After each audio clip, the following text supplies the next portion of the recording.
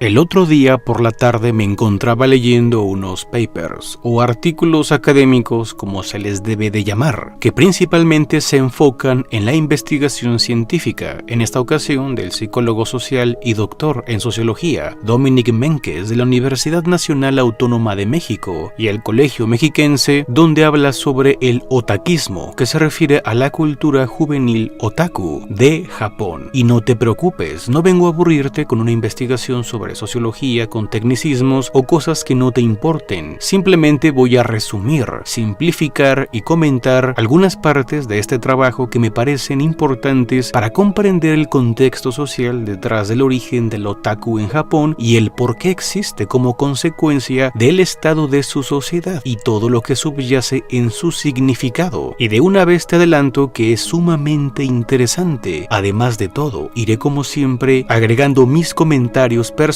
sobre la marcha. Antes que todo, la palabra otakismo se refiere a la cultura otaku y en Japón, como bien sabemos, la palabra otaku tiene una connotación negativa que se usa para una persona que consideran un fanático inepto socialmente y obsesionado con algo, un concepto que no se aplica igual en este lado del mundo, y aunque otaku se aplica a cualquier inadaptado obsesionado con algo, me centraré principalmente en las personas enfocadas en el anime, manga y videojuegos. Sin embargo, recalco que en el contexto de la investigación de este artículo se contemplan todos los grupos y tipos de personas a los que se les puede aplicar el calificativo otaku en la sociedad japonesa. La investigación comienza diciendo que la aparición de los otakus no puede disociarse de los excesos del sistema educativo del país. La familia y el gobierno valoran mucho la educación, recalcando que los valores que se aplican al niño para que se forme como se supone un japonés debe ser, la madre tiene un papel protagónico, y debido a esto es que existen pocas guarderías en aquel país, ya que por tradición se han dedicado enteramente a la formación de su hijo durante los primeros 5 años, mientras los padres se dedican a proveer los bienes y servicios a la familia estando fuera trabajando. Dado que en el país nipón la educación es considerada el principal factor hacia el éxito, existe el concepto de kyokumama, que se puede entender como mamá educadora, y se enfocan en la vigilancia constante de los estudios de sus hijos para que sean admitidos en las mejores universidades. ¿Esto no les suena familiar?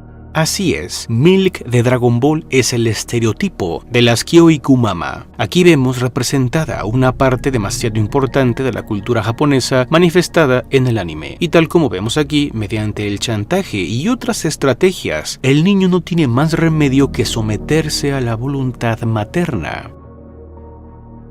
Otra cosa importante a señalar según la investigación es un peculiar rasgo de la sociedad japonesa y es la importancia de la predominancia del grupo por encima del individuo, que por cierto, personalmente me parece sumamente destructivo, pues es un tipo de educación dirigida a la pérdida de la identidad como individuo.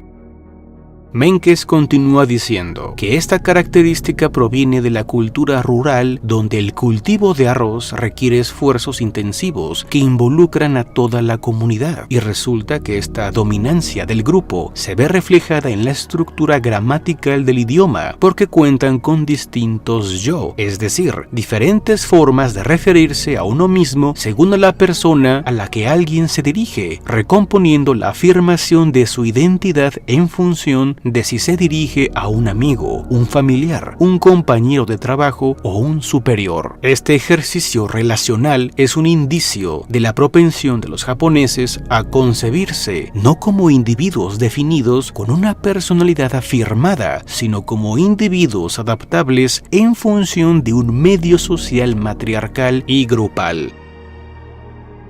Este comportamiento suele crear personas que no buscan independencia como la concebimos en Occidente, sino más bien la relación de dependencia ideal que les permite la aprobación de la madre y el grupo. Esa es la meta de vida por tradición en Japón.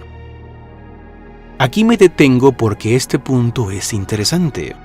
A pesar de que Japón es machista, en el sentido de que los líderes que toman las decisiones y el rumbo de una nación históricamente son hombres, pero las familias como células suelen ser matriarcales. Además, es muy curioso cómo un hábito alimenticio de aquella nación influyó en su forma de dirigirse a otros y a su vez en su comportamiento y necesidades psicológicas. No por nada, influir en el lenguaje es influir en la forma de pensar sin que las personas lo noten. Según las evidencias aportadas por especialistas en psicología en Japón, suele haber generalmente dos tipos de pacientes. Uno es el que tiene la propensión a negarse como individuo para fundirse con el grupo o familia, y el otro tipo de paciente es aquel que está en oposición excesiva al grupo o familia para conseguir una afirmación exacerbada de su individualidad. Es decir, buscan independencia e individualidad de maneras violentas y llenas de ira, porque obviamente el sistema es asfixiante. Y es que a pesar de que existe una programación social por tradición, la condición humana dada por la selección natural sale a la luz en muchas ocasiones, y siempre habrá individuos que se sientan asfixiados, aprisionados, sometidos, que buscan libertad física y sobre todo psicológica. Luego de la educación en casa viene la escolar, donde reciben una formación nacionalista y patriótica, y desde pequeños se les enseña a los niños que las escuelas son un bien común a cuidar, razón por la que ellos mismos las limpian, y eso está muy bien. Las escuelas permanecen abiertas hasta tarde para los clubes sociales dirigidos por estudiantes y así aprendan más reglas sociales entre ellos, pero mientras se fortalece el grupo, existe una feroz competencia individual desde los exámenes de admisión, pues se efectúan repartos de estudiantes por los salones en función de sus resultados. De la misma manera, los mejores estudiantes son colocados en las escuelas más reputadas, ya que cada secundaria y preparatoria del país están clasificadas y jerarquizadas. Esto provoca que los jóvenes japoneses hagan estudios cada vez más largos e intensos, porque la excelencia académica es el único criterio que te lleva a mejores instituciones académicas y también es el criterio principal de selección que usan las empresas. Mientras que en Occidente se busca la experiencia para poder conseguir un trabajo, en Japón se valoran mucho los resultados académicos porque son la evidencia de su excelente formación según la tradición para crear trabajadores disciplinados que siguen las normas, o sea, obedientes. Y aproximadamente el 50% de los estudiantes japoneses en todos los niveles asisten a cursos intensivos llamados yuku, y sobre esto, increíblemente, suelen ser los propios estudiantes quienes piden el yuku a sus padres porque no soportan la presión ejercida por sus compañeros debido a la competencia y no se quieren quedar atrás. Esta competencia se ve agudizada por el Gensachi, un sistema de evaluación de los resultados escolares a nivel nacional que se calcula para cada estudiante según un examen estandarizado que se aplica tanto en escuelas públicas como privadas.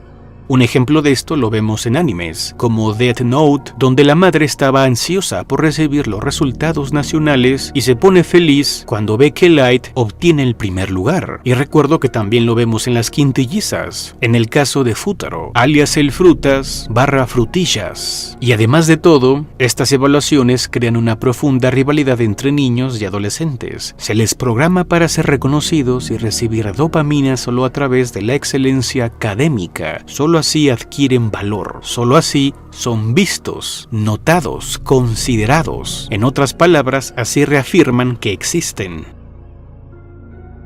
Aquí quiero señalar que justamente según la evidencia científica, el método de someter al cerebro a largos tiempos de estudio sin descanso perjudica la propia capacidad de aprendizaje, tal y como lo menciona el neurocientífico Mariano Sigman en su libro La vida secreta de la mente. Ese ambiente de exceso, poca libertad y estrés en la sociedad japonesa no ayuda en nada a su desarrollo intelectual y académico.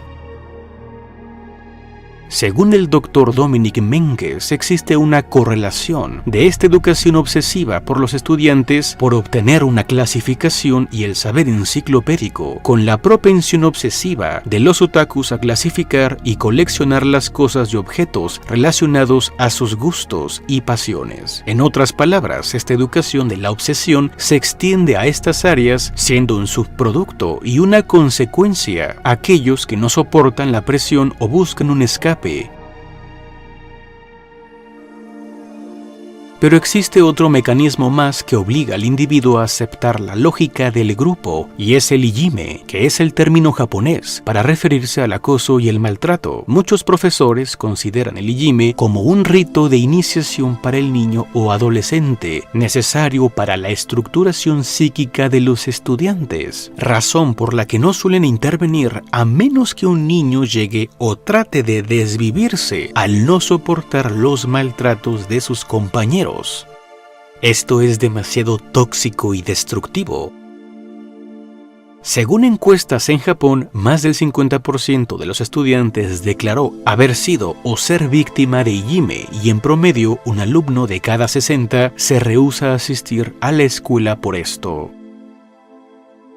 Personalmente veo al ijime, además de como un recurso para reforzar el sentido de grupo y destruir la individualidad, como una manera en que muchos chicos liberan su estrés, frustración e incluso odio de manera violenta a causa de una estructura sumamente destructiva y enfermiza, descargándose en otros como ellos, siendo víctimas de víctimas.